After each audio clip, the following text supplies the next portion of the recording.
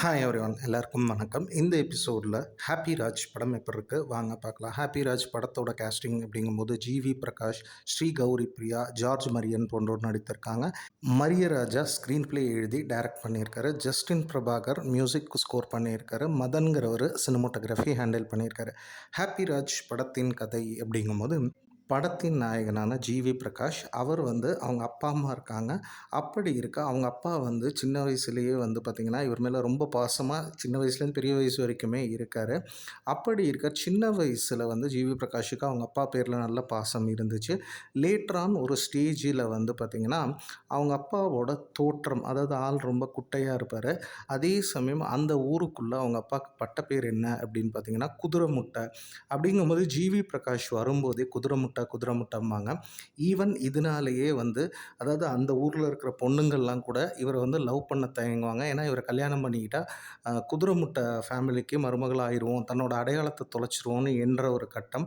அப்படி இருக்க அதாவது ஜிவி பிரகாஷுக்கும் இது ஒரு ஒரு பாயிண்டில் ஒரு பெரிய கடுப்பு இருக்கும். இவருக்கு ஏன் நம்ம பிறந்தோம், எப்படியாவது இந்த ஊரை விட்டு போய் வெளியே போய் ஒரு லவ் பண்ணி ஒரு பொண்ணை கல்யாணம் பண்ணுங்கிற எண்ணத்தில் அவர் இருக்கும்போது அவருக்கு பெங்களூரில் வேலை கிடைக்கிது.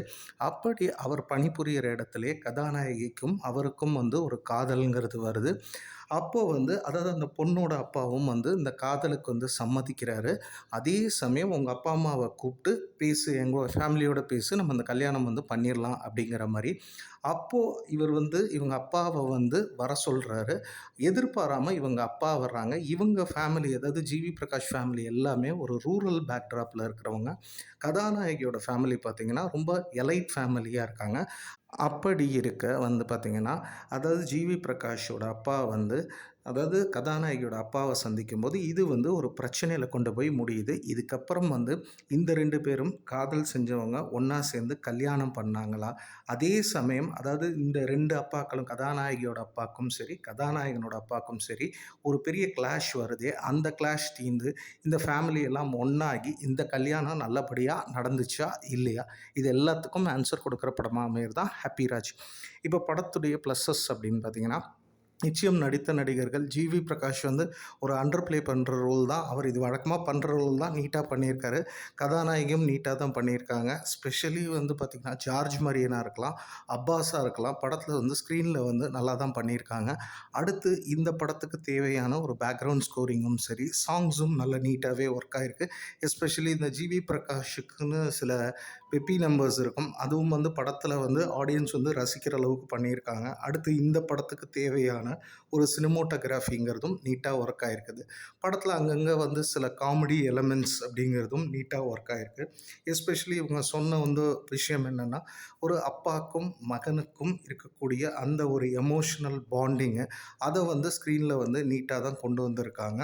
ரொம்ப நாளைக்கு அப்புறம் அப்பாஸும் இந்த படத்தில் கதாநாயகிக்கு தந்தையாக பண்ணியிருக்காரு. அவரும் நீட்டாக அந்த கதாபாத்திரத்துக்கு என்ன தேவையோ அதை நீட்டாக கொடுத்துருக்காங்க அப்படின்னே சொல்லலாம். அதே மாதிரி கீதா கைலாசம் பண்ணுற சில காமெடி மூமெண்ட்ஸும் நல்லா ஒர்க் அவுட் ஆகிருக்கு. மேலும் அந்த அப்பாஸுக்கும் ஜார்ஜ் மரியனுக்கும் ஒரு கிளாஷ் அவர் யாருங்கிறத அவர் சொல்கிற அந்த இடமும் சூப்பராகவே இருக்குது. இது எல்லாமே நல்ல இந்த படத்துக்கு ஒரு பெரிய ப்ளஸ்ஸாக அமையுது. மற்றபடி பார்த்திங்கன்னா இந்த படத்தில் வேறு என்னெல்லாம் செஞ்சுருந்தா இந்த படம்ங்கிறது இன்னும் பெரிதாக அமைந்திருக்கும் அப்படின்னு பார்த்திங்கன்னா, ஃபஸ்ட்டு இந்த கதையே ஒரு ப்ரெடிக்டபிள் கதை தான். அதாவது கதையின் நாயகனும் நாயகியும் காதலிக்கிறாங்க. அவங்க அப்பா அம்மாவுக்குள்ளே ஒரு சண்டை அப்படிங்கும்போது இது எண்டு வரைக்குமே நமக்கு ஒரு ப்ரெடிக்டபிள் நாட்டில் தான் போகுது. ஏற்கனவே இந்த மாதிரி இப்போது டான் படம், அதே மாதிரி யூத் படம் இதெல்லாம் பிடிச்சவங்களுக்கு இந்த படங்கிறது பிடிக்கும். ஸோ சிமிலர் கொஞ்சம் அந்த மாதிரி ஒரு சின்ன சின்ன விஷயங்களாக தான் இருக்குது. அதாவது கிளைமேக்ஸ் டுவர்ட்ஸ் கிளைமேக்ஸில் அந்த இடத்த கொண்டு வந்திருக்காங்க. கதைங்கிறது வெவ்வேறு இதாக இருக்குது. இதெல்லாம் கொஞ்சம் கவனம் செலுத்தியிருந்தாங்கன்னா இன்னும் இந்த படங்கிறது பெருசாக அமைந்திருக்கும். ஓவராலாக படம் எப்படி இருக்குது, ஹாப்பி ராஜ் எப்படி இருக்குது அப்படின்னு பார்த்தீங்கன்னா, அதாவது கதாநாயகன் அதாவது அவங்க ஊருக்குள்ளே அவங்க அப்பா பேரில் அவனுக்கு ஒரு ஒப்பீனியன் இல்லை.